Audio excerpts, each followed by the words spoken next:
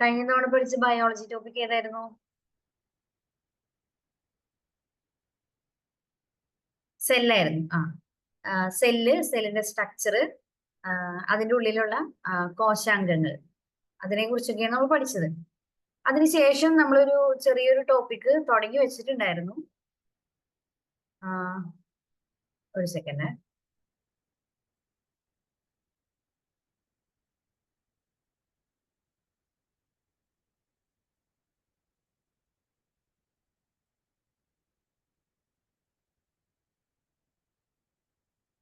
നിങ്ങൾക്ക് വാട്സപ്പിൽ ഓൾറെഡി ഞാൻ ഈ ഡോക്യുമെന്റ് ഷെയർ ചെയ്തിട്ടുണ്ട്.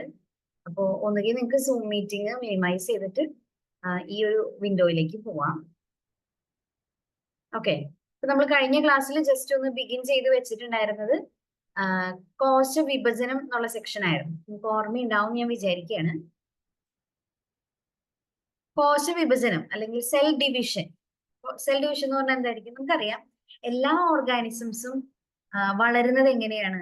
സെല്ലുകൾ ഇങ്ങനെ ഡിവൈഡ് ചെയ്ത് കൂടുന്നതനുസരിച്ചാണ് മനുഷ്യര് അല്ലെങ്കിൽ ഏത് ഓർഗാനിസം ആണെങ്കിലും ഗ്രോ ചെയ്യുന്നത്. സാധാരണ ഒരു വളർച്ചയുടെ ഒരു സ്റ്റേജ് അതാണ് നമുക്ക് പറയാം. ഇനി അങ്ങനെ സെല്ലുകൾ ഡിവൈഡ് ചെയ്യുമ്പോൾ അതിന് നമുക്കറിയാം കുറെ കാലമാകുമ്പോൾ ഒരു സെൽ എന്തായാലും ഡെഡ് ആവുമല്ലോ. നമുക്ക് അതിനെ റീപ്ലേസ് ചെയ്യേണ്ടതും ആവശ്യമാണ്.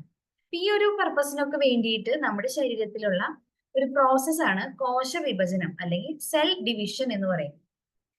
അപ്പൊ ഒരു സെല്ല് ഉണ്ടായി, അത് അടുത്ത വിഭജന കാലഘട്ടം വരെ അതിനൊരു ടൈം പീരീഡ് ആവശ്യമാണല്ലോ. ആ സമയത്ത് ഉണ്ടാകുന്ന മാറ്റങ്ങളെ പൊതുവെ പറയുന്ന പേരാണ് കോശചക്രം, സെൽ സൈക്കിൾ. ഒരു സെൽ ഡിവിഷൻ കഴിഞ്ഞ് അടുത്ത സെൽ ഡിവിഷൻ വരെ ഒരു സെല്ലിന്റെ ഉള്ളിൽ എന്തൊക്കെ മാറ്റങ്ങൾ ഉണ്ടാവും, സെൽ എങ്ങനെയൊക്കെയാണ് അടുത്ത സെൽ ഡിവിഷന് വേണ്ടി പ്രിപ്പയർ ചെയ്യുക, ഇങ്ങനത്തെ കാര്യങ്ങളൊക്കെ കൂട്ടിച്ചേർത്ത് പറയുന്ന പേരാണ്, അല്ലെങ്കിൽ ആ ചേഞ്ചസിനെ മൊത്തത്തിൽ പറയുന്ന പേരാണ് സെൽ സൈക്കിൾ അഥവാ കോശചക്രം എന്ന് പറയുന്നത്. ഓക്കെ, അപ്പൊ ശരിക്കും ഒരു സെല്ല് ഡിവൈഡ് ചെയ്യുകയാണെങ്കിൽ അതിൽ നിന്ന് നമുക്ക് ചിലപ്പോൾ 2 സെല്ലായിരിക്കും ഉണ്ടാവാം, ചില കേസുകളിൽ 4 സെല്ലായിരിക്കും ഉണ്ടാവാം. അങ്ങനെ ഏതും ആയിക്കോട്ടെ, നമ്മൾ അങ്ങനെ ഉണ്ടാകുന്ന പുതിയ കോശങ്ങളെ നമ്മൾ വിളിക്കുന്ന പേരാണ് പുത്രികാ കോശങ്ങൾ അല്ലെങ്കിൽ ഡോട്ടർ സെൽസ് എന്ന് പറയുന്നത്. ഓക്കെ, അപ്പൊ സെൽ ഡിവിഷൻ അല്ലെങ്കിൽ കോശ വിഭജനം അതിന്റെ ആഫ്റ്റർ എഫക്റ്റ് ആയി അതിന്റെ ഫലമായിട്ട് ഉണ്ടാകുന്ന പുതിയ കോശങ്ങളെ നമ്മൾ വിളിക്കുന്ന പേരാണ് പുത്രികാ കോശങ്ങൾ അഥവാ ഡോട്ടർ സെൽസ്. നമ്മൾ കഴിഞ്ഞ ക്ലാസ്സിൽ പ്രോകാരിയോട്ട് എന്താണ്, യൂകാരിയോട്ട് എന്താന്ന് പറഞ്ഞിട്ടുണ്ട്. എന്താണ് പ്രോകാരിയോട്ട്, എന്താണ് യൂകാരിയോട്ട് എന്ന് പറഞ്ഞു തന്നെ. ചാറ്റ് ബോക്സിൽ മെസ്സേജ് ആയിട്ട് പറയാം, അല്ലെങ്കിൽ നിങ്ങൾക്ക് മൈക്ക് ഓൺ ആക്കി പറയണമെങ്കിൽ അങ്ങനെയും പറയാം.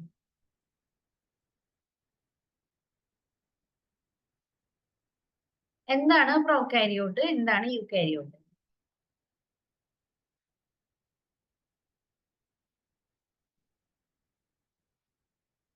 പറയാനില്ലേ?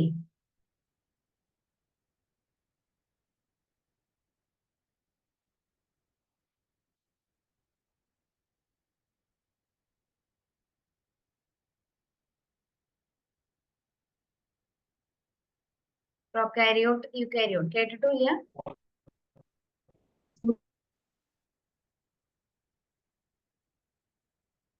പ്രോകാരിയോട്ട് എന്ന് പറഞ്ഞാൽ എന്തായിരുന്നു?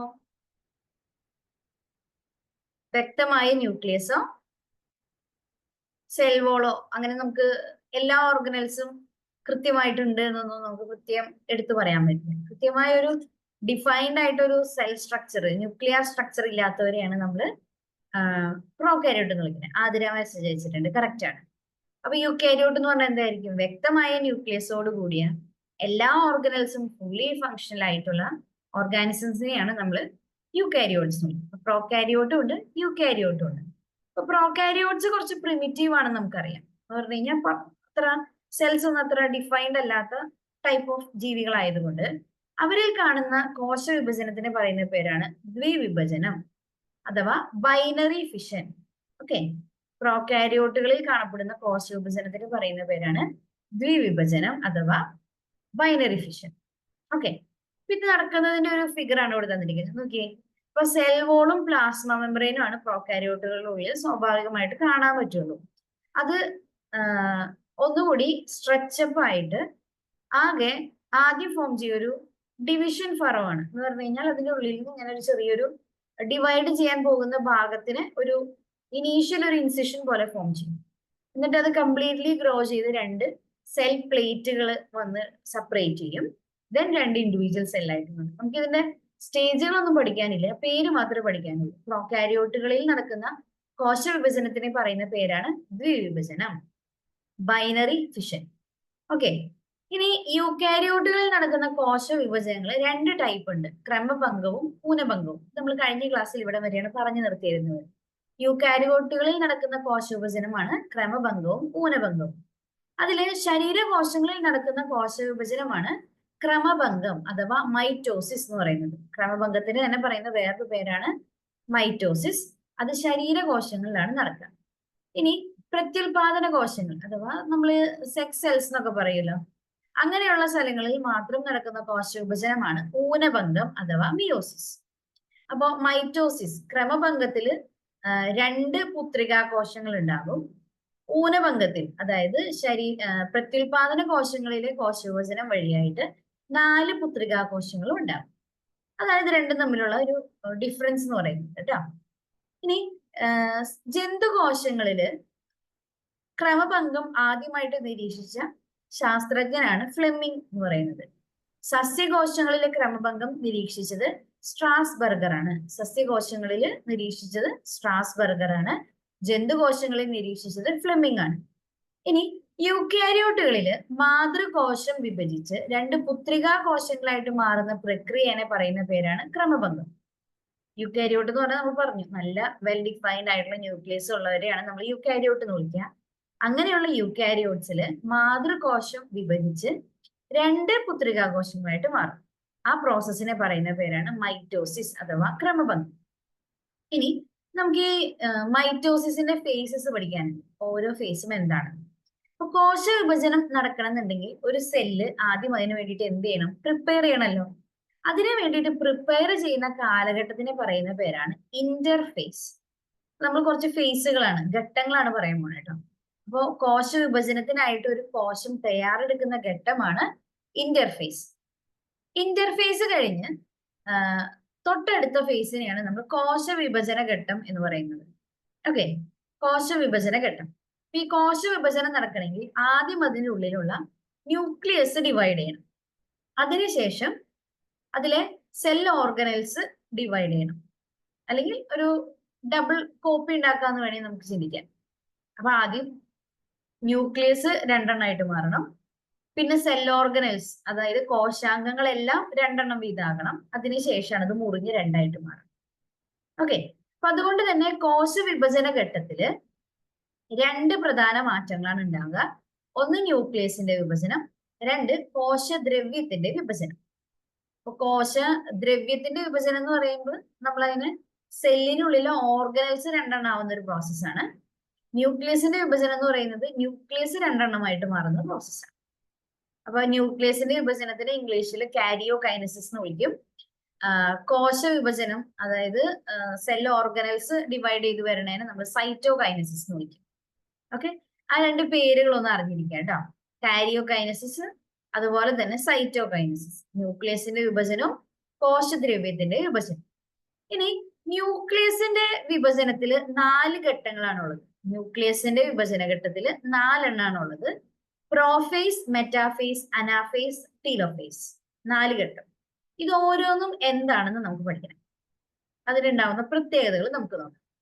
ഇപ്പൊ ഇന്റർഫേസിന്റെ സമയത്ത് നമ്മൾ പറഞ്ഞിട്ടുണ്ടായിരുന്നു സെല്ല് എന്തിനു വേണ്ടി പ്രിപ്പയർ ചെയ്യാണ്? സെൽ ഡിവിഷന് വേണ്ടിയിട്ട്, അതായത് കോശ വിഭജനത്തിന് വേണ്ടി തയ്യാറെടുക്കുകയാണ്. അത് കഴിഞ്ഞ് ന്യൂക്ലിയസിന്റെ ഉള്ളിൽ ഉണ്ടാവുന്ന ആദ്യത്തെ ചേഞ്ച് വരുന്ന ഘട്ടമാണ് പ്രോഫേസ്. ഓക്കെ, അപ്പൊ പ്രോഫേസില് നമുക്കറിയാം നമ്മുടെ ന്യൂക്ലിയസിന്റെ ഉള്ളിൽ എപ്പോഴും ക്രോമസോം അല്ലെങ്കിൽ ക്രോമാറ്റിൻ ജാലിക, നമ്മൾ അങ്ങനെയാണ് പറഞ്ഞത്. ക്രോമാറ്റിൻ ജാലിക ഇങ്ങനെ അഴഞ്ഞ് നൂല് നമ്മൾ ബണ്ടിൽ പൊട്ടിച്ച് അഴിച്ചിട്ട് കഴിഞ്ഞാൽ എങ്ങനെ ഉണ്ടാവും? അങ്ങനെ കെട്ടുപണഞ്ഞാണ് കിടക്കുക. എപ്പോഴും ന്യൂക്ലിയസിനുള്ളിൽ അങ്ങനെയാണ്. പക്ഷെ കോശ വിഭജനം നടക്കേണ്ട സമയമാകുമ്പോൾ മാത്രമാണ് അത് അറേഞ്ച് ചെയ്ത് ക്രോമസോം എന്ന് പറയുന്ന സ്ട്രക്ചർ ആയിട്ട് മാറും. അപ്പൊ ക്രൊമാറ്റിൻ ജാലിക തടിച്ചു കുറുകി ക്രോമസോം ആയിട്ട് മാറുന്ന ഘട്ടമാണ് പ്രോഫേസ്. നിങ്ങൾക്ക് ഇവിടെ ആദ്യത്തെ ഫിഗർ നോക്കിയാൽ മനസ്സിലാവും. നോക്കിയേ, ഇങ്ങനെ അഴഞ്ഞ് കിടന്നിരുന്ന ക്രൊമാറ്റിൻ ജാലിക നോക്കിയത് ഇങ്ങനെ വെൽ ഡിഫൈൻഡ് ആയിട്ടുള്ള ക്രോമസോമുകളായിട്ട് മാറി. ഈ ഒരു ഘട്ടത്തിനെ പറയുന്ന പേരാണ് പ്രോഫേസ്. ഇനി അടുത്ത ഘട്ടം നോക്കിക്കോളൂ. ക്രോമസോമുകൾ ഉണ്ടായി വന്ന ക്രോമസോമുകളെല്ലാം സെല്ലിന്റെ മധ്യഭാഗത്ത് ഇങ്ങനെ നിരന്നു നിൽക്കും. കണ്ടോ? ഇങ്ങനെ നിരന്നു നിൽക്കുന്ന അല്ലെങ്കിൽ ഇങ്ങനെ നിരനിരയായിട്ട് ക്രമീകരിക്കപ്പെടുന്ന ഘട്ടത്തിനെ പറയുന്ന പേരാണ് മെറ്റാഫേസ്. ഓക്കെ, അപ്പൊ ക്രോമസോമുകൾ കോശത്തിന്റെ മധ്യഭാഗത്ത് നിരനിരയായിട്ട് ക്രമീകരിക്കപ്പെടുന്ന ഘട്ടത്തിനെ പറയുന്ന പേരാണ് മെറ്റാഫേസ്. ഓക്കെ, ഇനി ഇവിടെ നോക്കി കഴിഞ്ഞാൽ ഫിഗറിനകത്ത് നിങ്ങൾക്ക് കാണാൻ പറ്റുന്നുണ്ടെന്ന് വിചാരിക്കുന്നു. ഒന്നുകൂടി സൂം ചെയ്യാൻ പറ്റുമോ നോക്കട്ടെ. ഇവിടെ രണ്ട് കോശാംഗങ്ങൾ ഇവിടെ വന്ന് പണി തുടങ്ങിയിട്ടുണ്ട്. ഇത് ഏത് കോശാംഗങ്ങളാണെന്ന് തിരിച്ചറിഞ്ഞ് പറയാൻ പറ്റുമോ നോക്കിയേ. ഏത് കോശാംഗങ്ങളാണ് ഇവിടെ ഇങ്ങനെ രണ്ട് സൈഡിലേക്ക് ഫോം ചെയ്തു വരുന്നത്? കോശ വിഭജന സമയത്ത് മാത്രം പ്രത്യക്ഷപ്പെടുന്ന കോശാംഗങ്ങളാണ് അവര്. നമ്മൾ കഴിഞ്ഞ ക്ലാസ്സിൽ അതിന്റെ പേര് പറഞ്ഞു തന്നിട്ടുണ്ടായിരുന്നു. കോശ വിഭജന സമയത്താണ് ഇവരുടെ ഉപയോഗം വരുന്നതെന്ന് പറഞ്ഞിട്ടുണ്ടായിരുന്നു. ഏതാണെന്ന് ഓർമ്മയുണ്ടോ?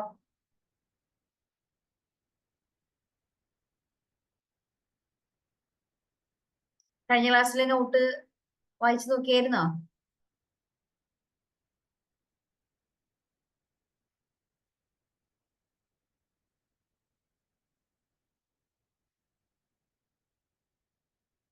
ചാറ്റ് ബോക്സിൽ മെസ്സേജ് ഉണ്ടോ?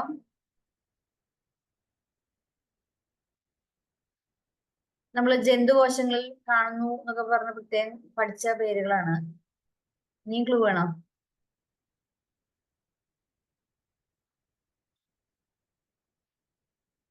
ആർക്കും ഓർമ്മയുള്ളത്?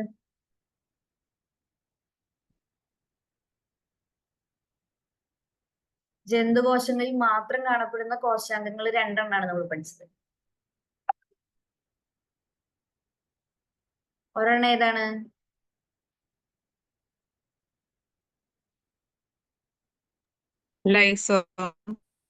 ലൈസോസോം. പിന്നെ ഒരെണ്ണം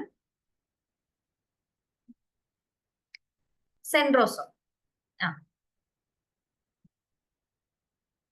ലൈസോസോമും സെൻട്രോസോം. ഇതില് സെൻട്രോസോമിൽ നിന്ന് സ്പ്ലിൻഡിൽ ഫൈബേഴ്സ് എന്ന് പറയുന്ന ഒരു സ്ട്രക്ചർ ഡെവലപ്പ് ചെയ്ത് വരുന്നതാണ്. ഇവിടെ ഇങ്ങനെ നീണ്ട് ഓരോ ക്രോമസോമിന്റെ സെന്ററിൽ വന്ന് അറ്റാച്ച് ചെയ്യുന്നത് കണ്ടോ? അപ്പൊ സെൻട്രോസോമിൽ നിന്ന് സ്പ്ലിൻഡിൽ ഫൈബേഴ്സ് ആണ് ഈ വരയായിട്ട് കാണുന്ന സാധനങ്ങൾ കേട്ടോ.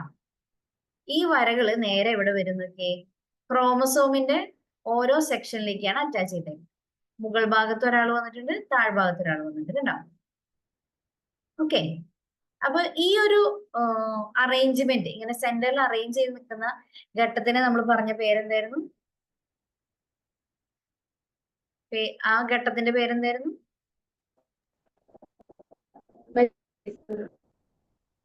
പ്രോഫേസ് കഴിഞ്ഞ് രണ്ടാമത്തെ ഘട്ടമാണ് മെറ്റാഫേസ്. ഓക്കെ, അപ്പൊ സെൻട്രോസോമുകൾ കോശത്തിന്റെ മധ്യഭാഗത്തായിട്ട് നിരന്നു നിൽക്കുന്ന ആ ഘട്ടത്തിനെ പറയുന്ന പേരാണ് മെറ്റാഫേസ്. ഇനി അടുത്ത ഘട്ടത്തിലേക്ക് പോവാം. നോക്കിയേ, ക്രോമസോമിന്റെ ക്രോമാറ്റിഡുകൾ എന്ന് പറഞ്ഞു കഴിഞ്ഞാൽ നമ്മൾ അതിലിങ്ങനെ റിബൺ കെട്ടിയ മാതിരി രണ്ട് ഷേപ്പുകൾ കാണാം കണ്ടോ? നമുക്ക് ക്യാമറയിൽ കാണുന്നുണ്ട്. ഇപ്പൊ വിരലിന്റെ രണ്ട് ഭാഗം പോലെ ഇങ്ങനെ കാണപ്പെടുന്ന ക്രോമസോമിന്റെ ഭാഗത്തിനെയാണ് നമ്മൾ ക്രോമാറ്റിഡ് എന്ന് വിളിക്കുക.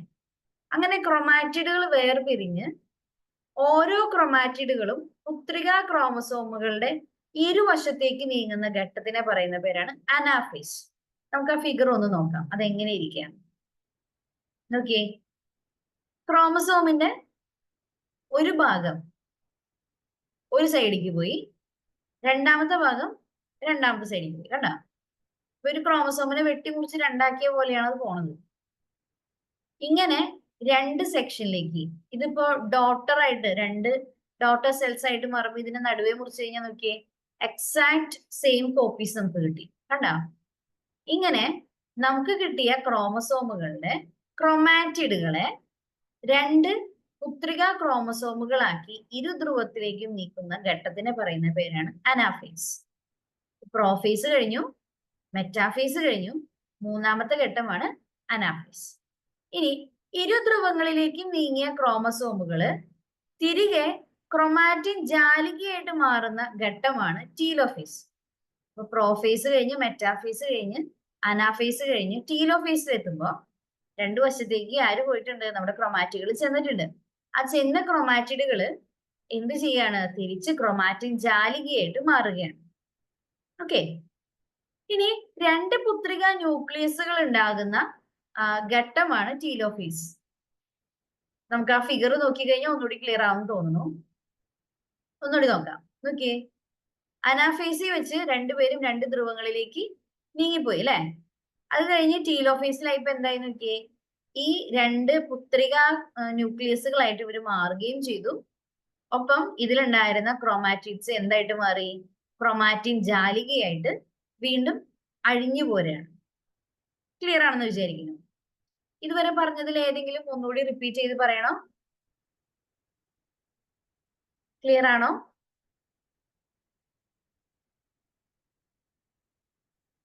കൺഫ്യൂഷൻസ് എന്തെങ്കിലും ഉണ്ടെങ്കിൽ പറയണേ, ഒന്നുകൂടി റിപ്പീറ്റ് ചെയ്ത് പറയാം.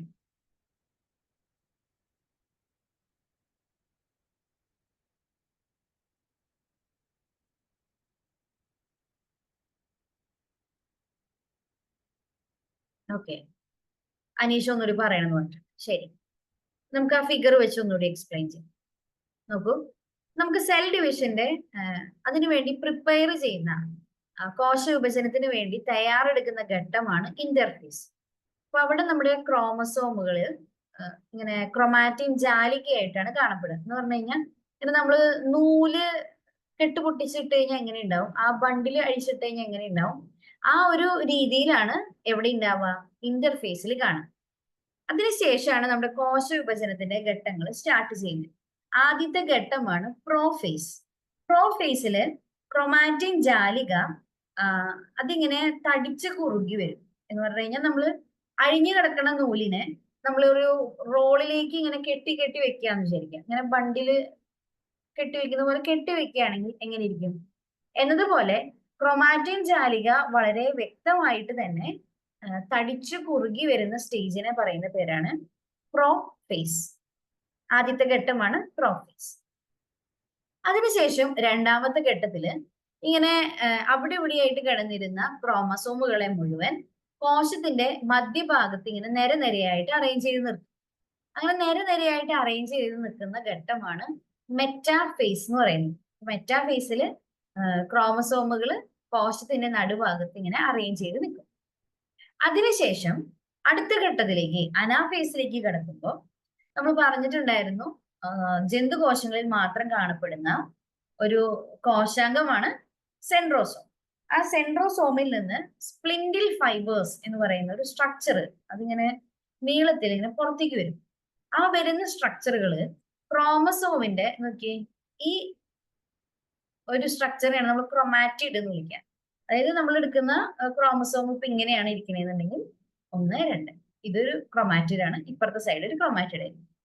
ഓക്കെ, അങ്ങനെ 2 ക്രോമാറ്റിഡുകളാണ് ഒരു ക്രോമസോമിന് ഉണ്ടാവുക. ആ ക്രോമാറ്റിഡുകളുമായിട്ട് സ്പ്ലിൻഡിൽ ഫൈബേഴ്സ് കണക്റ്റഡ് ആവുകയും അതിനെ 2 ധ്രുവങ്ങളിലേക്ക് വലിച്ചു കൊണ്ടുപോവുകയും ചെയ്യും. അപ്പൊ ചുരുക്കി പറഞ്ഞാൽ ഇങ്ങനെ സ്പ്ലിറ്റ് ചെയ്ത് കൊണ്ടുപോവാണ്. ആ ഒരു ഘട്ടമാണ് അനാഫേസ് എന്ന് പറയുന്നത്. ഇനി ടീലോഫേസ് ആവുമ്പോഴേക്കും എന്തായി? 2 ധ്രുവങ്ങളിലേക്ക് പോയ ക്രോമസോമുകൾ തിരിച്ചെന്തായിട്ട് മാറും? ക്രൊമാറ്റിൻ ജാലികയായിട്ട് മാറും. ന്യൂക്ലിയസ് 2ആയിട്ട് സ്പ്ലിറ്റ് ചെയ്ത് പെർഫെക്റ്റ് ആയിട്ട് മാറുകയും ചെയ്യും. ഓക്കെ, ഇതാണ് 4 ഘട്ടങ്ങൾ. അപ്പൊ ഈ 4 ഘട്ടത്തിൽ ഉണ്ടാവുന്ന മാറ്റങ്ങൾ എന്തൊക്കെയാണെന്നാണ് നമ്മുടെ അടുത്ത് എക്സാമിന് ചോദിക്കാറുള്ളത്. അതുകൊണ്ട് അതിന് ഇമ്പോർട്ടൻസ് കൊടുത്ത് പഠിക്കാം. ഇനി ഇതല്ലാതെ വേറെ പല മാറ്റങ്ങളും അതിൽ ഉണ്ടാവാറുണ്ട്. നമുക്ക് അത്രയും ഡീറ്റെയിൽ ആയിട്ട് പോകേണ്ടതില്ല. അതുകൊണ്ടാണ് ഇത്രയും ചുരുക്കി പറയുന്നത്. ക്ലിയർ ആണോ പറഞ്ഞത്?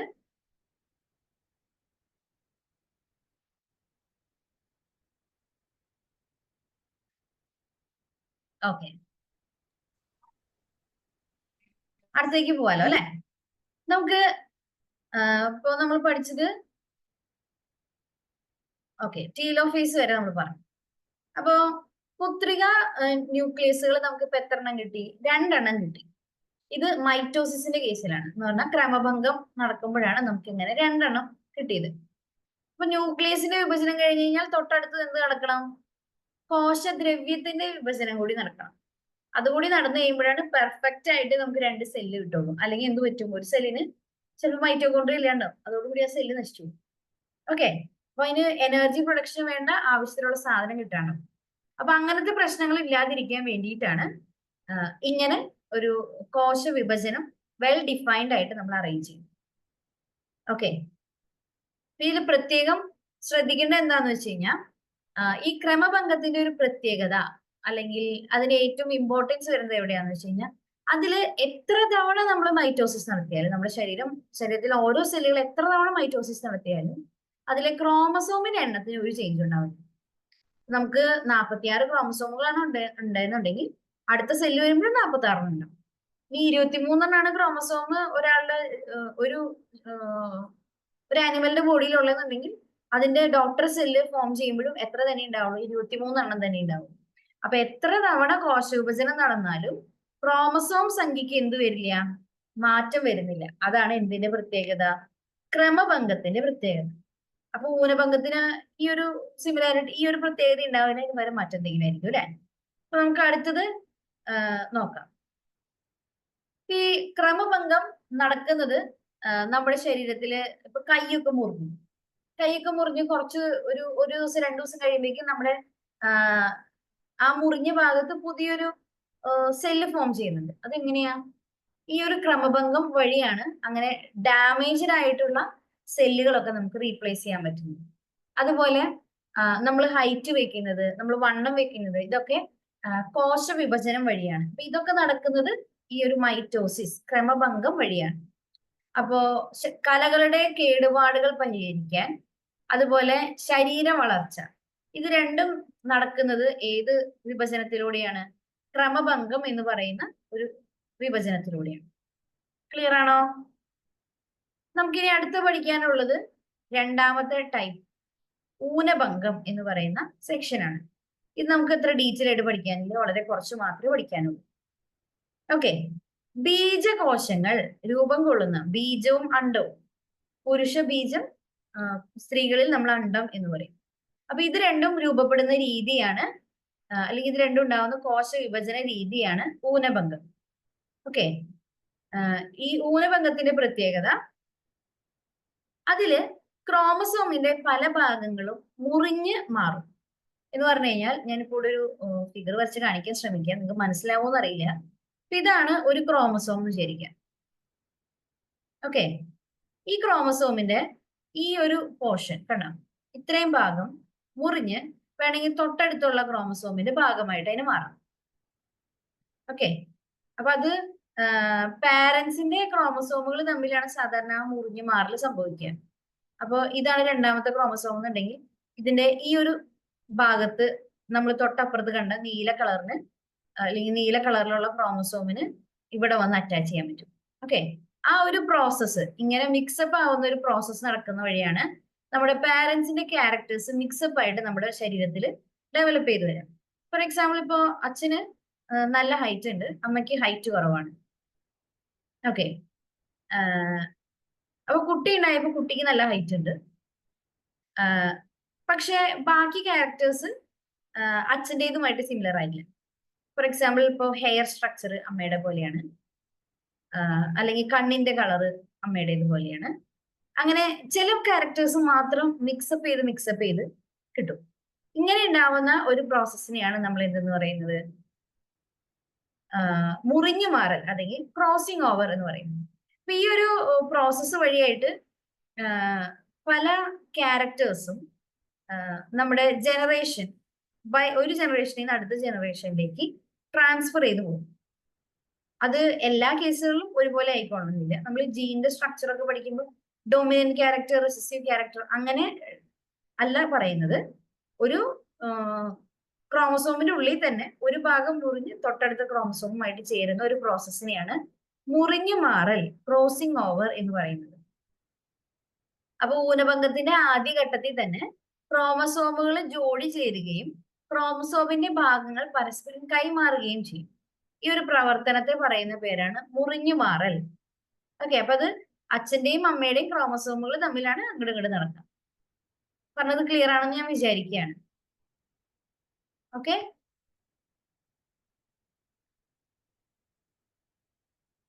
ക്ലിയർ ആണോ? അത് ഒന്നുകൂടി എക്സ്പ്ലെയിൻ ചെയ്യേണ്ടതുണ്ടെങ്കിൽ പറയാം.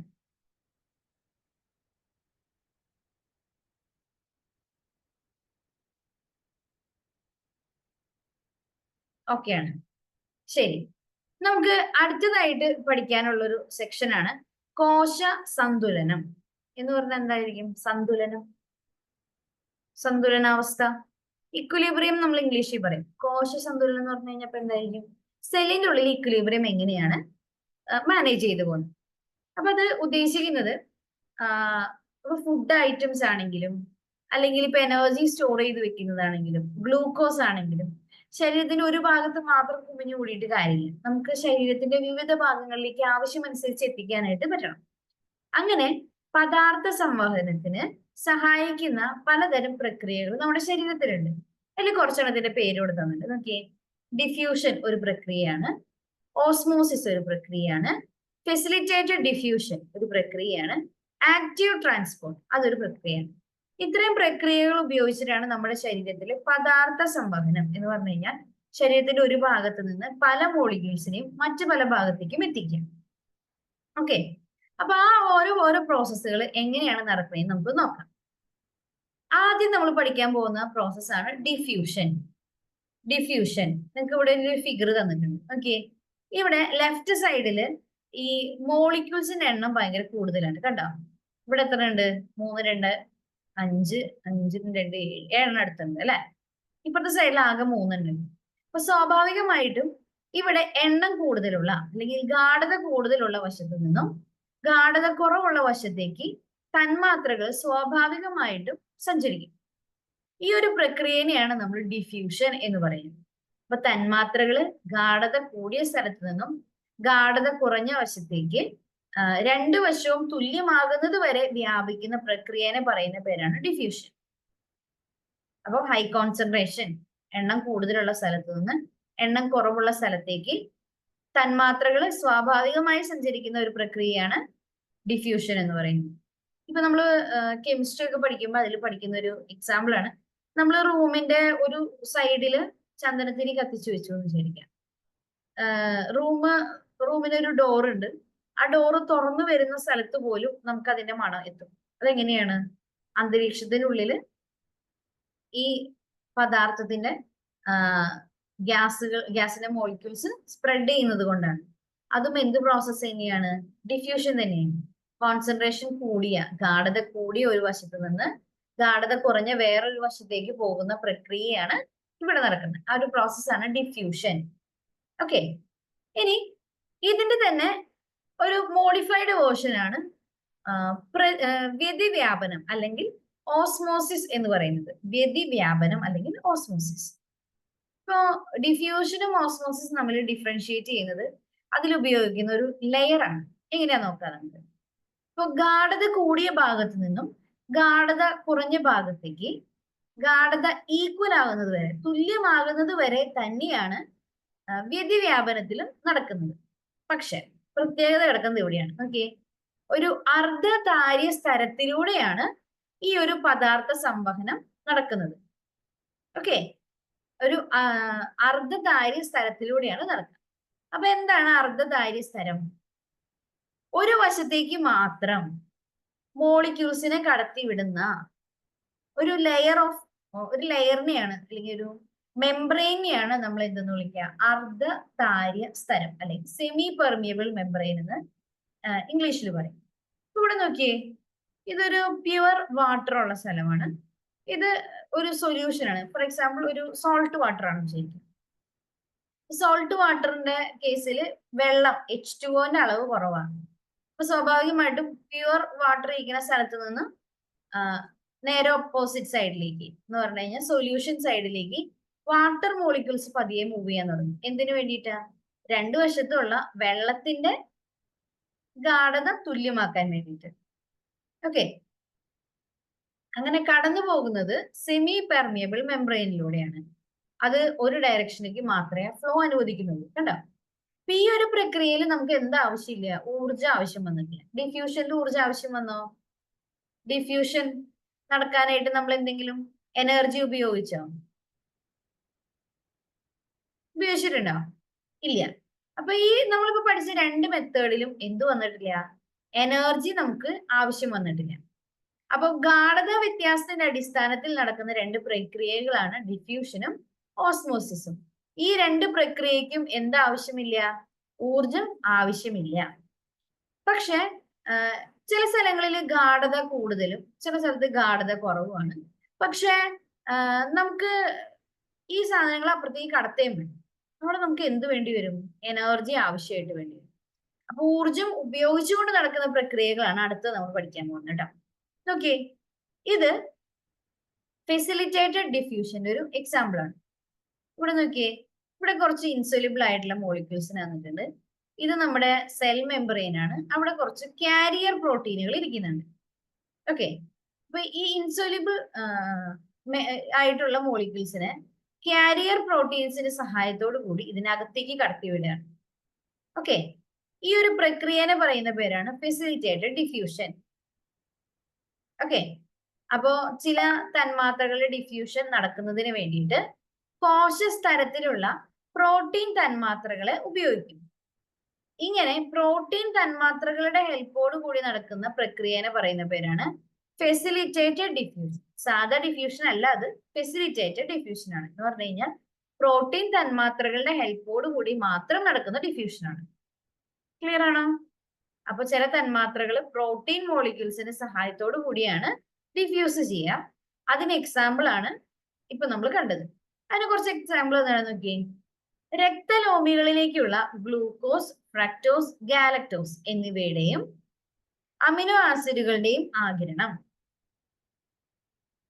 ഓക്കെ, അപ്പൊ നമ്മുടെ ഫുഡൊക്കെ ഡൈജസ്റ്റ് ചെയ്ത് കഴിഞ്ഞ് കഴിയുമ്പോൾ നമ്മുടെ ശരീരത്തിൽ സ്വാഭാവികമായിട്ടും glucose, fructose, galactose, amino acids ഒക്കെ ഫോം ചെയ്യും. ഇതിനെ ബ്ലഡിലേക്ക് അബ്സോർബ് ചെയ്തെടുക്കുന്ന പ്രക്രിയ എന്ത് ഡിഫ്യൂഷൻ ആണ്? ഫെസിലിറ്റേറ്റഡ് ഡിഫ്യൂഷൻ എക്സാമ്പിൾ ആണ്. അപ്പൊ അതൊന്നും അറിഞ്ഞിരിക്കണം. ഫെസിലിറ്റേറ്റഡ് ഡിഫ്യൂഷൻ എക്സാമ്പിൾ ആണ് ഗ്ലൂക്കോസ്, ഫ്രക്ടോസ്, ഗാലക്ടോസ്. ഇവ രക്തലോമികളിലേക്ക് എന്ന് പറഞ്ഞാൽ നമ്മുടെ ബ്ലഡ് വെസൽസിലേക്ക് അബ്സോർബ് ചെയ്യപ്പെടും. ഇനി ഗാഢതയുടെ വ്യത്യാസത്തിന്റെ അടിസ്ഥാനത്തിലല്ലാതെ വാഹക പ്രോട്ടീനുകളുടെ സഹായം ഉപയോഗിച്ച് ഊർജം ഉപയോഗിച്ച് തന്മാത്രകളെ ആഗിരണം ചെയ്യുന്ന പ്രക്രിയയാണ് ആക്റ്റീവ് ട്രാൻസ്പോർട്ട്. ഇവിടെ എന്ത് വന്നു? എനർജി കൃത്യമായിട്ട് ആവശ്യമുണ്ട്. ഓക്കെ, എന്തുപയോഗിച്ചിട്ടുണ്ട്? പ്രോട്ടീനുകളെ, കാരിയർ പ്രോട്ടീൻസ് അഥവാ വാഹക പ്രോട്ടീനുകൾ ഇവിടെയും ഉപയോഗിച്ചിട്ടുണ്ട്. ഓക്കെ, തൊട്ടു മുമ്പ് നമ്മൾ പറഞ്ഞ ഫെസിലിറ്റേറ്റഡ് ഡിഫ്യൂഷനിൽ എനർജി ആവശ്യം വന്നോ? ഇല്ല. ഇനി എനർജി ആവശ്യം വരികയാണെങ്കിൽ നമ്മൾ അതിന്റെ പേര് മാറ്റി എന്താക്കി? ആക്റ്റീവ് ട്രാൻസ്പോർട്ട് എന്നാക്കി. എക്സാമ്പിൾ നോക്കാം. ഗ്ലൂക്കോസിന്റെയും മിനറൽസ് ആയിട്ടുള്ള ചില ലവണങ്ങളൊക്കെ ഉണ്ടല്ലോ, അതിന്റെയൊക്കെ അബ്സോർപ്ഷൻ. അതിന്റെ എക്സാമ്പിൾ ആണ് ഇവിടെ തന്നിരിക്കുന്നത്. ഓക്കെ, ഇതൊരു കാരിയർ പ്രോട്ടീൻ ആണ്. ഓക്കെ, ഈ കാരിയർ പ്രോട്ടീൻ ഇപ്പുറത്തെ സൈഡിൽ നിന്ന് അപ്പുറത്തെ സൈഡിലേക്ക് മോളിക്യൂൾസിനെ കടത്തിവിടാണ്. അല്ലെങ്കിൽ ഇവിടെ കടത്തിവിടുന്ന സോഡിയാണ്, അതൊരു ലവണാണ്. ആ ലവണത്തിന് ഇവിടെ നിന്ന് അപ്പുറത്തേക്ക് കടത്തിവിടാണ്. അപ്പൊ അത് നടക്കാനായിട്ട് എന്ത് ചെയ്യണേന്ന് നോക്കിയേ. ഇവിടെ ഓരോ സോഡിയം ആറ്റം എത്തുന്നതനുസരിച്ച് ഇവിടെ ATP മോളിക്യൂൾസ്, നമ്മുടെ എനർജി കറൻസി എന്താണ്? ATP ആണ്. ആ ATP മോളിക്യൂൾസ് ഉപയോഗിച്ചിട്ടാണ് അപ്പുറത്തേക്ക് കടത്തിവിടുന്നത്. അപ്പൊ നമ്മുടെ ശരീരത്തിൽ കാണപ്പെടുന്ന സോഡിയം പൊട്ടാസ്യം സൈക്കിൾ അത് നടക്കുന്നത് ആക്റ്റീവ് ട്രാൻസ്പോർട്ട് വഴിയാണ്.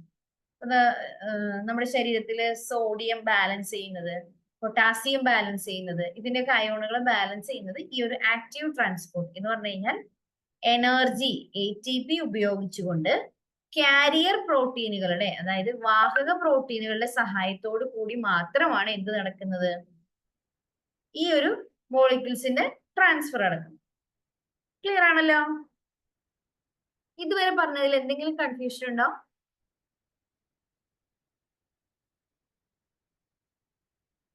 ഏതെങ്കിലും ഒന്നുകൂടി റിപ്പീറ്റ് ചെയ്യേണ്ടതായിട്ടുണ്ടോ?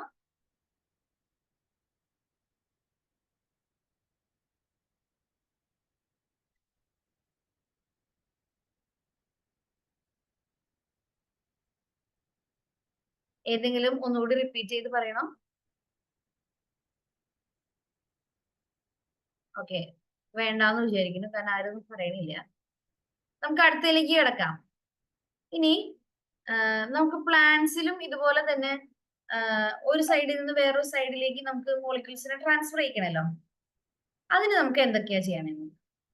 ജലം ഒരു കോശത്തിലേക്ക് വ്യതിവ്യാപനം മൂലം പ്രവേശിക്കുമ്പോൾ കോശഭിത്തിയിൽ അനുഭവപ്പെടുന്ന മർദ്ദത്തിന് പറയുന്ന പേരാണ് സ്ഫീതമർദ്ദം. ഒരു കോശത്തിൽ നിന്ന് അടുത്തൊരു കോശത്തിലേക്ക് നമുക്ക് പാർട്ടിക്കിൾസിനെ കടത്തിവിടാം. അപ്പൊ ആദ്യത്തെ ഒരു കോശത്തിലേക്ക് ജലം വന്ന് പ്രവേശിക്കുമ്പോൾ സ്വാഭാവികമായിട്ടും അതിന്റെ സെൽ വോളുകളിൽ, കോശഭിത്തികളിൽ ഒരു പ്രഷർ അനുഭവപ്പെടും. അതിനെ നമ്മൾ വിളിക്കുന്ന പേരാണ് സ്ഫീതമർദ്ദം, ഓസ്മോട്ടിക് പ്രഷർ എന്നൊക്കെ വേണേ നമുക്ക് പറയാം. ഇനി ഈ നമ്മള് ട്രാൻസ്പിരേഷൻ, സ്വേദനം എന്നൊരു വാക്ക് കേട്ടിട്ടുണ്ടാവും. സാധാരണ സസ്യങ്ങളിൽ ഇവിടെ ഫിഗർ തന്നിട്ടുണ്ട്, നോക്കിയാൽ ക്ലിയർ ആവും. സസ്യങ്ങളില് വേരുകളാണ് വെള്ളം വലിച്ചെടുക്കുന്നത്. എത്ര വലിയ മരമാണെങ്കിൽ പോലും അതിന്റെ ഏറ്റവും ടോപ്പിലുള്ള ഇലയിലേക്കും എന്തെത്തും? വെള്ളം എത്തും. അത് നടക്കുന്ന പ്രക്രിയ എങ്ങനെയാണ്? ഈ ഇലകളുടെ അടിഭാഗത്ത് എന്ത് കാണാം? സ്റ്റൊമാറ്റ എന്ന് പറയുന്ന ഒരു ഓപ്പണിംഗ് കാണാം. അപ്പൊ സ്റ്റൊമാറ്റയിലൂടെ വെള്ളം നീരാവിയായിട്ട് പുറത്തേക്ക് പോകുന്നുണ്ട്. സ്വാഭാവികമായിട്ടും ഇവിടെ ഏറ്റവും തുമ്പത്തുള്ള ഇലകളിൽ വെള്ളം കുറവ് അനുഭവപ്പെടും. അപ്പൊ തൊട്ടടുത്ത ഉള്ള സ്റ്റെമ്മിൽ നിന്ന്, ഈ തണ്ടിൽ നിന്ന് വെള്ളം അങ്ങോട്ടേക്ക് എത്താൻ തുടങ്ങും. അപ്പൊ മണ്ണിൽ നിന്ന് വെള്ളം ഒരു പമ്പ് വെച്ച് മുകളിലേക്ക് പമ്പ് ചെയ്യണ പോലെ മുകളിലേക്ക് കയറി വരും. ഈ ഒരു പ്രക്രിയയാണ് നമ്മൾ ട്രാൻസ്പിരേഷൻ പുൾ അഥവാ മലയാളത്തിൽ അതിനെന്താ പറയുന്നത്? സസ്യസ്വേദന വലിവ് എന്ന് പറയുന്നത്. അപ്പൊ ഏറ്റവും ഉയരത്തിലുള്ള ഇലയിൽ പോലും വെള്ളം എത്തിക്കാൻ സഹായിക്കുന്ന ഒരു പ്രക്രിയ കൂടിയാണ് ട്രാൻസ്പിരേഷൻ അഥവാ സസ്യസ്വേദനം. സസ്യസ്വേദനം എന്താണെന്ന് കൂടി നമുക്ക് നോക്കാം. സസ്യ ശരീരത്തിൽ നിന്ന് ജലം നീരാവിയായി പുറത്തു പോകുന്ന പ്രക്രിയനെ പറയുന്ന പേരാണ് സസ്യസ്വേദനം. ജലം നീരാവിയായിട്ട് സസ്യ ശരീരത്തിൽ നിന്ന് പുറത്തേക്ക് പോകുന്ന പ്രക്രിയയാണ് ട്രാൻസ്പിരേഷൻ അഥവാ സസ്യസ്വേദനം. ഈ ഒരു പ്രക്രിയ വഴി ഇലയുടെ ഏറ്റവും തുമ്പത്ത്, ഇപ്പൊ വലിയ വലിയ മരങ്ങളാണെങ്കിൽ പോലും അതിന്റെ ഏറ്റവും തുമ്പത്തുള്ള ഇലയിലേക്ക് പോലും വെള്ളം എത്തിക്കാനായിട്ട് ഈ ഒരു പ്രക്രിയ സഹായിക്കുന്നുണ്ട്. ഇനി ഈ ഒരു സ്വേദനം എന്ന് പറയുന്ന പ്രക്രിയനെ കൺട്രോൾ ചെയ്യാനായിട്ട് ഹെൽപ്പ് ചെയ്യുന്ന ചില രാസവസ്തുക്കളുണ്ട്. ആ വസ്തുക്കളെ പറയുന്ന പേരാണ് ആന്റി ട്രാൻസ്പിരൻസ്. ട്രാൻസ്പിരേഷൻ, ആ പ്രക്രിയനെ ഒപ്പോസ് ചെയ്യുന്ന ആളുകളെ നമ്മൾ ആന്റി ട്രാൻസ്പിരൻസ് എന്ന് വിളിക്കുന്നു. മലയാളത്തിൽ അതിന് പറയുന്ന പേര് പ്രതിസ്വേദനം. ഇംഗ്ലീഷ് മീഡിയം പഠിച്ചവർ പ്രത്യേകം ശ്രദ്ധിക്കുക, മലയാളം വാക്കുകൂടി നമുക്ക് അറിഞ്ഞിരിക്കണം കേട്ടോ. അപ്പൊ പ്രതിസ്വേദനം എന്ന് പറയുന്നത് സസ്യസ്വേദനത്തെ നിയന്ത്രിക്കുന്ന രാസവസ്തുക്കളെ പറയുന്ന പേരാണ്. ഇനി ഇങ്ങനെ ആന്റി ട്രാൻസ്പെറന്റ് ആയിട്ട് അല്ലെങ്കിൽ പ്രതിസ്വേദനമായിട്ട് പ്രവർത്തിക്കുന്ന ഹോർമോണാണ് അബ്സിസിക് ആസിഡ്. ഈ ഇലകളുടെ കൊഴിച്ചിലിനൊക്കെ അല്ലെങ്കിൽ പഴുത്തു തുടങ്ങിയ പഴങ്ങൾ കൊഴിഞ്ഞു വീഴാനൊക്കെ ആയിട്ട് സഹായിക്കുന്ന ഹോർമോണാണ് അബ്സിസിക് ആസിഡ്. അത് എന്തിനെ കൺട്രോൾ ചെയ്തിട്ടാണ് അങ്ങനെ കൊഴിച്ചിൽ ഹെൽപ്പ് ചെയ്യാ? ആന്റി ട്രാൻസ്പെറന്റ് അഥവാ പ്രതിസ്വേദനം. ഓക്കെ, ആ ഒരു പ്രക്രിയനെ കൺട്രോൾ ചെയ്തിട്ടാണ് ഈ ഒരു പ്രോസസ് നടക്കുന്നത്. അപ്പൊ അതുകൊണ്ട് അതിന് വേണ്ടി ഹെൽപ്പ് ചെയ്യുന്ന ഹോർമോൺ ആണ് അബ്സിസിക് ആസിഡ് എന്ന് പറയുന്നത് കേട്ടോ. ഇനി സസ്യങ്ങളിലെ സംവഹന കലകൾ ഏതൊക്കെയാ? നമ്മൾ സൈലം, ഫ്ലോയം എന്ന് പറയുന്ന രണ്ട് ടൈപ്പ് സംവഹന കലകൾ പഠിച്ചിട്ടുണ്ട്. ഈ സംവഹന കലകളിലൂടെ പദാർത്ഥങ്ങൾ ചലിക്കുന്നതിന് പറയുന്ന പേരാണ് ട്രാൻസ്ലൊക്കേഷൻ. ലൊക്കേഷൻ മാറ്റുക, അത്രേ ഉള്ളൂ, ട്രാൻസ്ലൊക്കേഷൻ. അപ്പോ സസ്യത്തിന്റെ സംവഹന കലകളിലൂടെ പദാർത്ഥങ്ങൾ ചലിക്കുന്നതിന് പറയുന്ന പേരാണ് ട്രാൻസ്ലൊക്കേഷൻ. ഓക്കെ, അപ്പൊ ഇതുവരെ നമ്മൾ പറഞ്ഞത് വിവിധ തരം പദാർത്ഥ സംവഹന മെത്തേഡുകളാണ്. എത്ര എണ്ണം പഠിച്ചു നമ്മൾ ടോട്ടല്? എല്ലാം പറഞ്ഞിരുന്ന ടൈറ്റിൽ പറഞ്ഞിരുന്ന എല്ലാം പറഞ്ഞില്ലേ?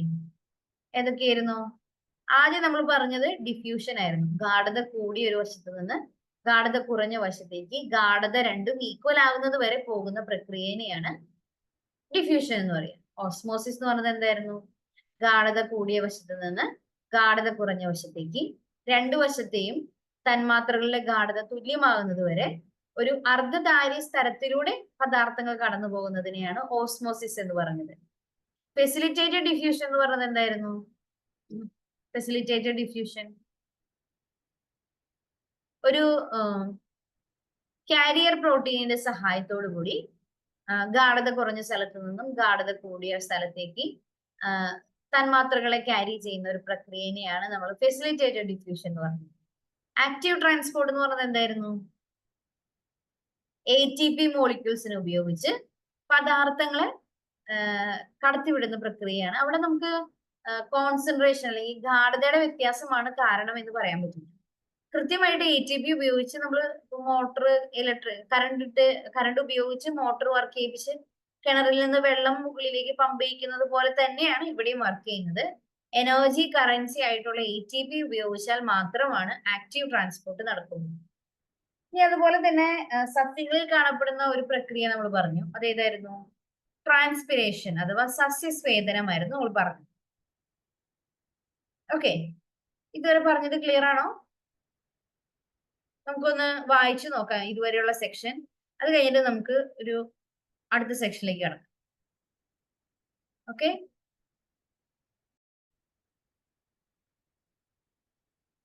അടുത്ത സെക്ഷനിലേക്ക് കടക്കാം. അടുത്ത് നമുക്ക് പറയാനുള്ളത് കോശ ശ്വസനം, റെസ്പിറേഷൻ എന്നാണ് ഇംഗ്ലീഷിൽ പറയുന്നത്. അത് എങ്ങനെയാണ് നമ്മൾ ശരീരത്തിൽ പ്രൊഡ്യൂസ് ചെയ്ത് വെച്ച ഗ്ലൂക്കോസ് അതിൽ നിന്ന് ഊർജം ഉണ്ടാക്കുന്നത്, ആ ഒരു പ്രക്രിയനെയാണ് കോശ ശ്വസനം എന്നതുകൊണ്ട് ഉദ്ദേശിക്കുന്നത്.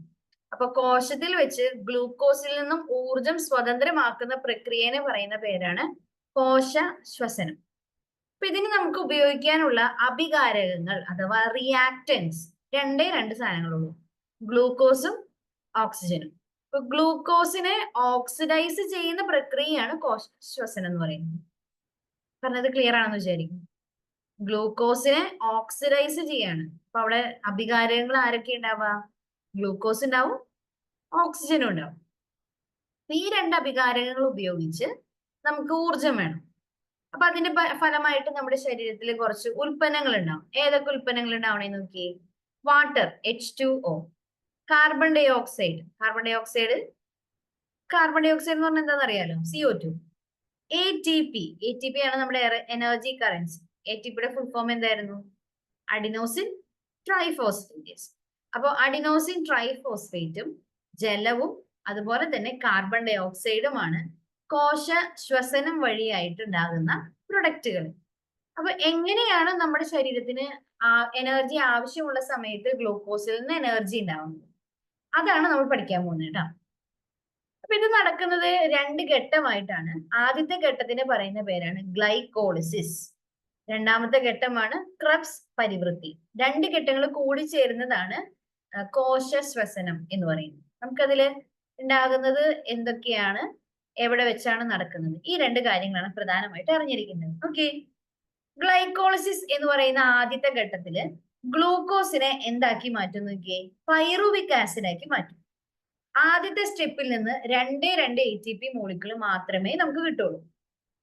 ഇപ്പൊ ഗ്ലൈക്കോളിസിസ് എന്ന് പറയുന്ന ആദ്യത്തെ ഘട്ടത്തില് ഗ്ലൂക്കോസിനെ പൈറുവിക് ആസിഡ് ആക്കി മാറ്റുന്നു. അതിന്റെ ഫലമായിട്ട് രണ്ട് ATP മോളിക്യൂൾസിനെ കിട്ടുന്നു. ഈ പൈറുവിക് ആസിഡിനെ മൈറ്റോകോൺട്രിയയിലേക്കാണ് അടുത്തതായിട്ട് ക്യാരി ചെയ്യുക. അവിടെ വെച്ചിട്ടാണ് ക്രബ്സ് പരിവൃത്തി നടക്കുക. ഇപ്പൊ ക്രബ്സ് പരിവൃത്തി വെച്ച് pyruvic acid carbon dioxide ആയിട്ടും വാട്ടർ ആയിട്ടും എന്താണ് ജലമായിട്ടും മാറും. ഒപ്പം അതിൽ നിന്ന് ATP മോളിക്യൂൾസ് പ്രൊഡ്യൂസ് ചെയ്യും. ഇവിടെ 36 ATP മോളിക്യൂൾസ് ആണ് ക്രബ്സ് പരിവൃത്തി കഴിഞ്ഞ് കഴിയുമ്പോൾ പുറത്തു വരും. അപ്പൊ ഒരു ഗ്ലൂക്കോസ് മോളിക്യൂൾ എടുത്തു കഴിഞ്ഞാൽ അതിൽ നിന്ന് ടോട്ടൽ ആദ്യത്തെ സ്റ്റേജിൽ 2 ATP കിട്ടി. രണ്ടാമത്തെ സ്റ്റേജ് ആയിട്ടുള്ള ക്രബ്സ് പരിവൃത്തിയിൽ നിന്ന് നമുക്ക് 36 എണ്ണം കിട്ടി. അപ്പൊ ടോട്ടൽ എത്ര ATP കിട്ടും? ഒരു ഗ്ലൂക്കോസിൽ നിന്ന് മാത്രം 38 ATP മോളിക്യൂൾസ് ആണ് ഒരു ഗ്ലൂക്കോസിൽ നിന്ന് മാത്രമായിട്ട് നമുക്ക് കിട്ടാം. പറഞ്ഞത് ക്ലിയർ ആണോ? ഒരു ഗ്ലൂക്കോസ് മോളിക്യൂളിന് ശ്വസനം കഴിഞ്ഞു കഴിയുമ്പോൾ നമുക്ക് കിട്ടുന്നത് 38 ATP മോളിക്യൂളുകളാണ്. ഓക്കെ, നമുക്ക് ഇതിന്റെ നോട്ട്സ് ഒന്ന് വായിക്കാം. ഇപ്പൊ കോശ ശ്വസനത്തിലെ ഓക്സിജൻ ആവശ്യമില്ലാത്ത ഒന്നാമത്തെ ഘട്ടത്തിന് പറയുന്ന പേരാണ് ഗ്ലൈക്കോളിസിസ്. ഓക്സിജൻ ആവശ്യമില്ലാത്ത ഘട്ടമാണ് ഒന്നാം ഘട്ടം. അതിന് പറയുന്ന പേരാണ് ഗ്ലൈക്കോളിസിസ്. ഇനി സ്ക്രീനൊക്കെ കാണുന്നുണ്ടല്ലോ അല്ലെ എല്ലാവർക്കും? കോശദ്രവ്യത്തിൽ വെച്ച് ഗ്ലൂക്കോസിനെ, കോശദ്രവ്യം എന്ന് പറഞ്ഞ എന്താ സാധനം? പ്ലാസ്മയാണ്, സൈറ്റോപ്ലാസം ആണ് കേട്ടോ. അപ്പൊ സൈറ്റോപ്ലാസ്റ്റിൽ വെച്ചിട്ടാണ് ഗ്ലൂക്കോസിനെ പൈറുവിക് ആസിഡ് ആയിട്ട് മാറ്റുന്നത്. ആ പ്രക്രിയനെ പറയുന്ന പേരാണ് ഗ്ലൈക്കോളിസിസ്. അപ്പൊ അത് എവിടെ വെച്ച് നടക്കണേന്നുള്ള പോയിന്റ് കിട്ടിയില്ല. കോശദ്രവ്യത്തിൽ വെച്ചാണ് ആദ്യത്തെ സ്റ്റേജ് ആയിട്ടുള്ള ഗ്ലൈക്കോളിസിസ് നടക്കുന്നത്. ഗ്ലൈക്കോളിസിസിലൂടെ ലഭിക്കുന്ന ATP തന്മാത്രകളുടെ എണ്ണം എത്രയാണ്? 2 എണ്ണമാണ്. ക്ലിയർ ആണോ പറഞ്ഞത്?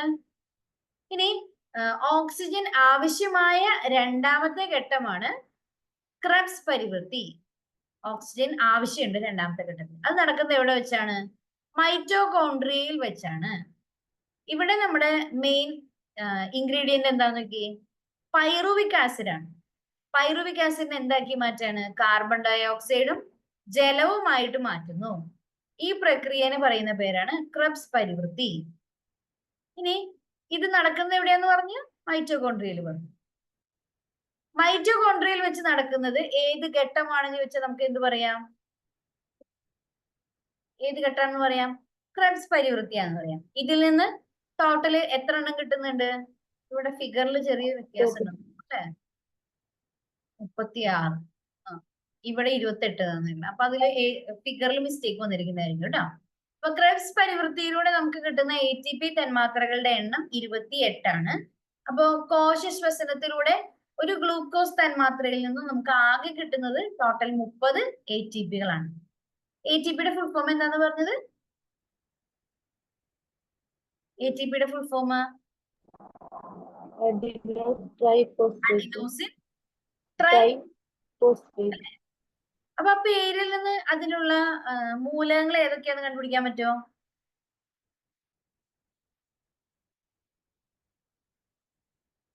ഫോസ്ഫേറ്റ് എന്ന് പറയുമ്പോൾ അതിൽ എന്തുണ്ടാവും? ഫോസ്ഫറസ് ഉണ്ടാവും അല്ലെ?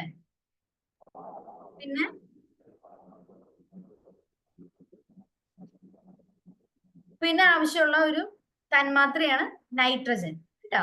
അപ്പൊ ATP നിർമ്മിക്കാൻ ആവശ്യമായിട്ട് 2 തന്മാത്രകളാണ് നമുക്ക് വേണ്ടത്, നൈട്രജനും ഫോസ്ഫറസും. ക്ലിയർ ആണോ? ഇനി നമുക്ക് കുറച്ചൊരു എക്സാമിനൊക്കെ ചോദിക്കുന്ന 1 വേർഡ് പോലത്തെ ചോദ്യങ്ങളാണ്. ഏറ്റവും വലിയ ഏകകോശ ജീവി ഏതാണ്? അതിന്റെ പേരാണ് അസെറ്റാബുലേറിയ. അതേസമയം ഏറ്റവും ചെറിയ ജീവനുള്ള കോശമാണ് മൈക്കോപ്ലാസ്മ. ഓക്കെ. ഏറ്റവും വലിയ കോശം ഏതാണ്? ഏറ്റവും വലിയ കോശം ഒട്ടകപക്ഷിയുടെ മുട്ടയാണ്. ഏകകോശമാണ് ഉദ്ദേശിക്കുന്നത് കേട്ടോ. ഒറ്റ കോശത്തെയാണ് ഉദ്ദേശിക്കുന്നത്. അപ്പോ പക്ഷിയുടെ മുട്ടയാണ് ഏറ്റവും വലിയ കോശം. ഇനി മനുഷ്യ ശരീരത്തിലെ ഏറ്റവും വലിയ കോശമാണ് അണ്ഡം. മനുഷ്യ ശരീരത്തിലെ ഏറ്റവും ചെറിയ കോശമാണ് ബീജം. പണ്ടവും ബീജവും തമ്മിലുള്ള സൈസിന്റെ വ്യത്യാസം നിങ്ങൾക്ക് ആലോചിച്ചാൽ മനസ്സിലാവും. മനുഷ്യ ശരീരത്തിലെ ഏറ്റവും വലിയ കോശമാണ് അണ്ഡം, ഏറ്റവും ചെറിയ കോശമാണ് ബീജം. മനുഷ്യ ശരീരത്തിലെ ഏറ്റവും നീളമേറിയ കോശമാണ് നാഡീകോശം. നമ്മള് ന്യൂറോൺസ് എന്നൊക്കെ വിളിക്കുന്നുണ്ടല്ലോ, ആ നാഡീകോശമാണ് ഏറ്റവും നീളമേറിയ കോശം. ഓക്കെ, നമ്മൾ കോശങ്ങളുടെ സെക്ഷൻ ഏകദേശം ഇതോടുകൂടി തീരെയാണ് കേട്ടോ. ഇനി മനുഷ്യ ശരീരത്തിൽ ഏറ്റവും കൂടുതൽ ആയുസ്സുള്ള കോശങ്ങൾ ഏതൊക്കെയാണ്? അതും നേരത്തെ പറഞ്ഞ നാഡീകോശങ്ങൾ തന്നെയാണ്. ഇനി മനുഷ്യ ശരീരത്തിൽ ഏറ്റവും കൂടുതൽ കാണപ്പെടുന്ന കോശങ്ങള് അരുണ രക്താണുക്കളാണ്. RBC അരുണ രക്താണുക്കളാണ്, റെഡ് ബ്ലഡ് കോർപ്പസൽസ് ആണ്. അരുണ രക്താണുക്കളുടെ ആയുസ് എന്ന് പറയുന്നത് ഏകദേശം 120 ദിവസമാണ്. അത് ഏറ്റവും കൂടുതൽ ആയുസ്സുള്ള രക്തകോശമായിട്ടും അറിയപ്പെടുന്നു.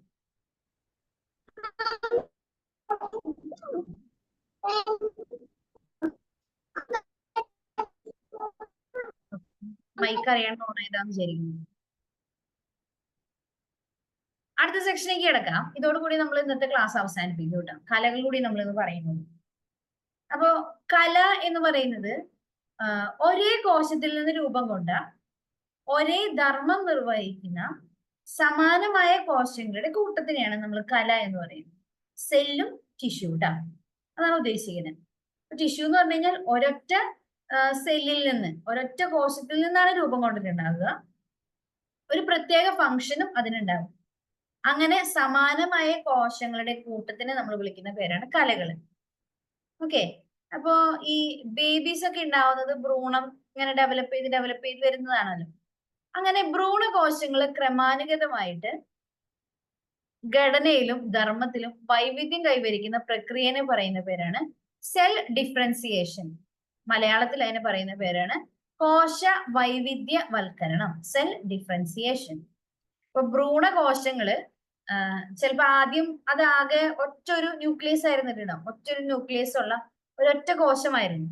അതിനെ ഡിവൈഡ് ചെയ്ത് 2 ആവും, അത് ഡിവൈഡ് ചെയ്ത് 4 ആവും, പിന്നെ 8 ആവും, 16 ആവും. അങ്ങനെ വലുതായി വരണ അനുസരിച്ച് ഭ്രൂണകോശങ്ങള് ഓരോ സ്ട്രക്ചർ ആയിട്ട് മാറും. ഇപ്പൊ 3-ാം മാസം ആകുമ്പോഴേക്കും നമുക്ക് ഹാർട്ട് ഡെവലപ്പ് ചെയ്യുന്നു പറയുന്നു.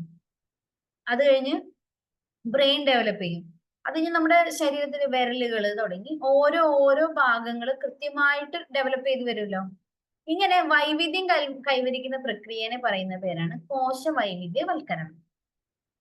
ഇനി ചില കോശങ്ങൾക്ക് ഏത് ടൈപ്പ് ഓഫ് ടിഷ്യൂ വേണമെങ്കിലുമായിട്ട് മാറാൻ പറ്റും.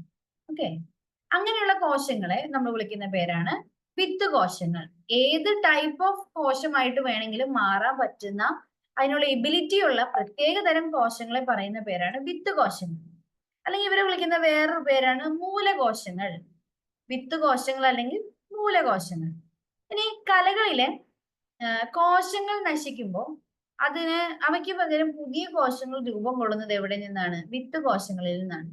ഇപ്പൊ കലകളിലെ കോശങ്ങൾ നശിച്ചു പോകുമ്പോൾ അവയ്ക്ക് പകരം പുതിയ കോശങ്ങൾ രൂപപ്പെടുന്നത് ഏതിൽ നിന്നാണ്? വിത്ത് കോശങ്ങളിൽ നിന്നാണ്. ഇപ്പോ സ്റ്റെം സെൽസ് അത് ഒരു വലിയ റിസർച്ച് ഏരിയ കൂടിയാണ്. ചില അസുഖങ്ങൾക്കൊക്കെ സ്റ്റെം സെൽ ഡൊണേഷൻ എന്നൊക്കെ പറഞ്ഞ് നമ്മൾ കാണാറുണ്ട്. ചില അസുഖങ്ങൾ മാറ്റണമെങ്കിൽ ഈ സ്റ്റെം സെൽസ് തന്നെ കിട്ടണം. ഓക്കെ. അപ്പൊ നമുക്ക് ഈ ഒരു സെക്ഷനിൽ പഠിക്കാനുള്ളത് 4 ടൈപ്പ് കലകളെ കുറിച്ചാണ്. അതിന്റെ ഇംഗ്ലീഷ് പേരുകൾ ഇവിടെ ഫിഗറിൽ നിങ്ങൾക്ക് കാണാൻ പറ്റും. കണക്റ്റീവ് ടിഷ്യൂ ഉണ്ട്, മസിൽ ടിഷ്യൂ ഉണ്ട്, എപ്പിത്തീലിയൽ ടിഷ്യൂ ഉണ്ട്, നെർവസ് ടിഷ്യൂ ഉണ്ട്. ഇത് ഓരോന്നും എന്താണെന്ന് നമുക്ക് നോക്കാം. ഓക്കെ. ആദ്യത്തെ ടിഷ്യൂ ആണ് ആവരണകല അല്ലെങ്കിൽ എപ്പിത്തീലിയൽ ടിഷ്യൂ നമ്മൾ പറയും. ശരീരത്തെ പൊതിഞ്ഞ് സംരക്ഷിക്കുന്ന ടിഷ്യൂകളുടെ അല്ലെങ്കിൽ കലകളുടെ കൂട്ടത്തിനെയാണ് നമ്മൾ ആവരണകല എന്ന് പറയുന്നത്. ഇതിന് ഒരു എക്സാമ്പിൾ പറയുന്നത് അന്നപദത്തിന്റെ ഉൾഭിത്തി. അന്നപദം എന്ന് പറഞ്ഞാൽ നമുക്കറിയാലോ, നമ്മുടെ സ്റ്റൊമക്ക് തുടങ്ങി ഇൻഡസ്റ്റൈൻ ഒക്കെ ഉൾപ്പെടുന്ന നമ്മുടെ അന്നപദത്തിന്റെ ഉൾഭിത്തിയിൽ കാണപ്പെടുന്ന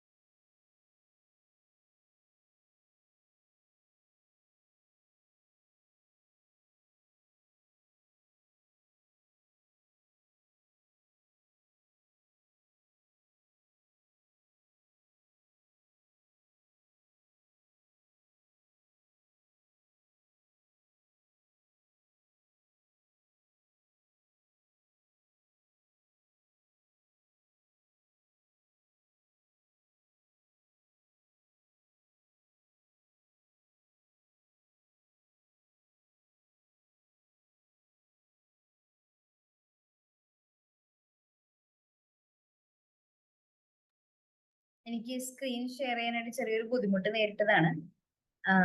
അതിപ്പോ ശരിയാവും ട്ടോ. ഒരു 2 മിനിറ്റ് ഒന്ന് വെയിറ്റ് ചെയ്യണേ. നമുക്ക് ഈ ഒരു സെക്ഷൻ കൂടി പറഞ്ഞു തീർത്തിട്ട് നമുക്ക് ക്ലാസ് വൈൻഡപ്പ് ചെയ്യാവേ.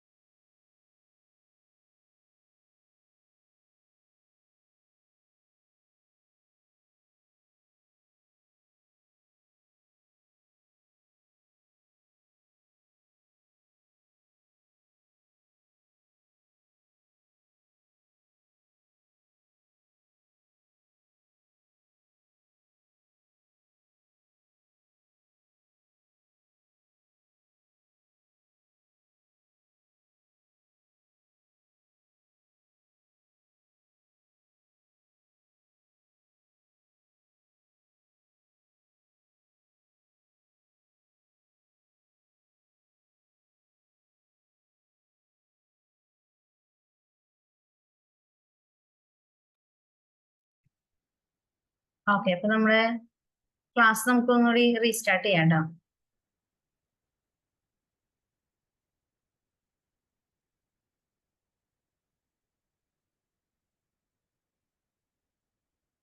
സ്ക്രീൻ ഷെയർ ചെയ്തിട്ട് കാണാൻ പറ്റുന്നുണ്ടോ എന്ന് പറഞ്ഞോളെ. ഓക്കെ അല്ലേ? കാണാൻ പറ്റുന്നില്ലേ? ഓക്കെ, അപ്പൊ നമ്മൾ പറഞ്ഞു വന്നത് എപ്പിത്തീലിയൽ ടിഷ്യൂവിനെ കുറിച്ചാണ്. ശരീരഭിത്തിയെ പൊതിഞ്ഞ് സംരക്ഷിക്കുക എന്നുള്ളതാണ് അതിന്റെ ഫംഗ്ഷൻ. അന്നപദത്തിന്റെ ഉൾഭിത്തിയിലൊക്കെയാണ് നമ്മളത് കാണുക. അതിന്റെ മെയിൻ ധർമ്മങ്ങൾ, ഫങ്ഷൻസ് എന്തൊക്കെയാന്ന് നോക്കിയേ. ഒന്ന് പ്രൊട്ടക്ഷൻ, സംരക്ഷണാണ്. എന്തെങ്കിലും ഹാർഷ് ആയിട്ടുള്ള ഒബ്ജക്ട്സ് ഒക്കെ വരാണെങ്കിൽ അങ്ങനെ കലകൾക്കൊന്നും ഉള്ളിലെ മെയിൻ ആയിട്ടുള്ള ഓർഗൻസിന്റെ പാർട്സിനൊന്നും ഡാമേജ് വരാതെ സംരക്ഷിക്കും. 2, ആഗിരണാണ്. നമ്മൾ ഈ ഡൈജഷൻ ഒക്കെ നടത്തുന്ന സമയത്ത് അല്ലെങ്കിൽ പഠിക്കുന്ന സമയത്ത് നമുക്കറിയാം മിനറൽസ് ഒക്കെ നമ്മുടെ ബ്ലഡിലേക്ക് ആഗിരണം ചെയ്യപ്പെടുകയാണ്. അപ്പൊ ആ ഒരു പ്രോസസ്സ് നടക്കണമെങ്കിൽ ആവരണ കലയിലൂടെ നടത്താൻ പറ്റുള്ളൂ.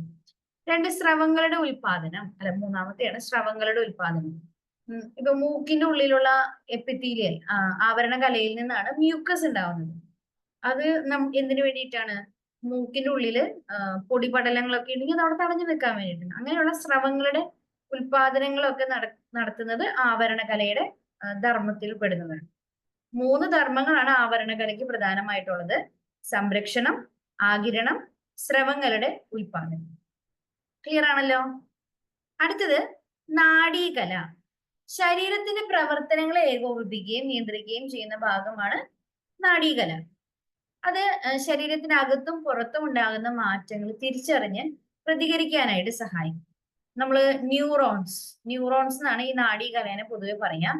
ആ ഒരു നെർവസ് സിസ്റ്റം ആണ് നമുക്ക് പുറത്തുണ്ടാവുന്ന മാറ്റം അനുസരിച്ച് പ്രതികരിക്കാനായിട്ട് സഹായിക്കും. ഫോർ എക്സാമ്പിൾ, നമ്മള് ഒരു തീയിൽ കൈ മുട്ടിക്കഴിഞ്ഞാൽ നമ്മൾ സ്വാഭാവികമായിട്ടും കൈ വലിക്കും.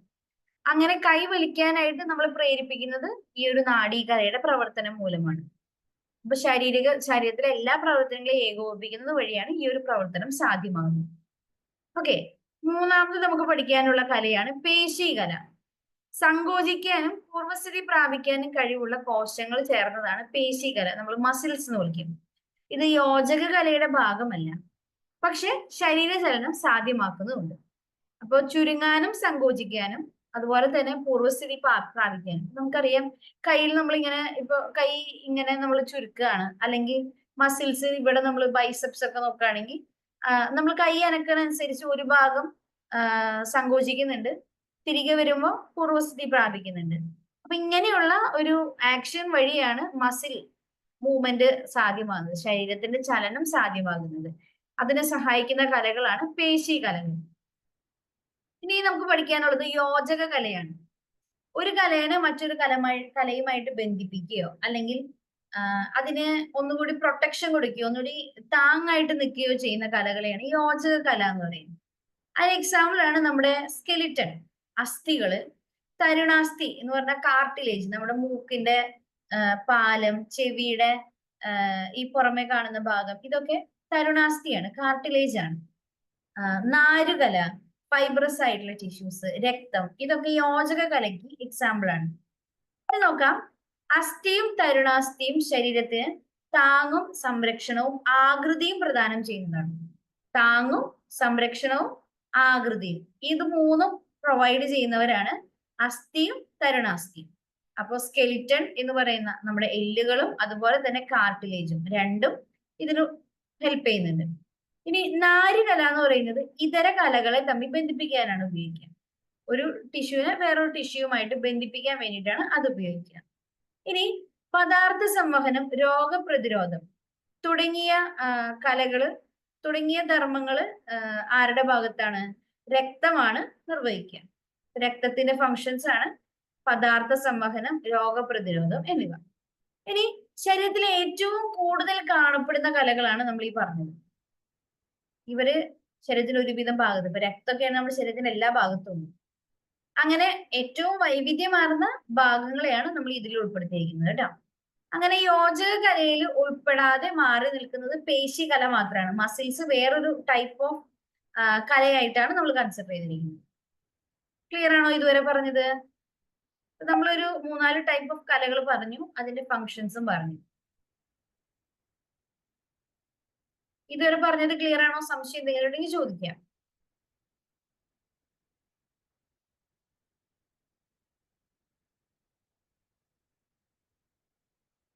ഇല്ല എന്ന് വിചാരിക്കുകയാണ്. അങ്ങനെയാണെങ്കിൽ നമുക്ക് ഇന്നത്തെ ക്ലാസ് പതിയെ വൈൻഡപ്പ് ചെയ്യാം.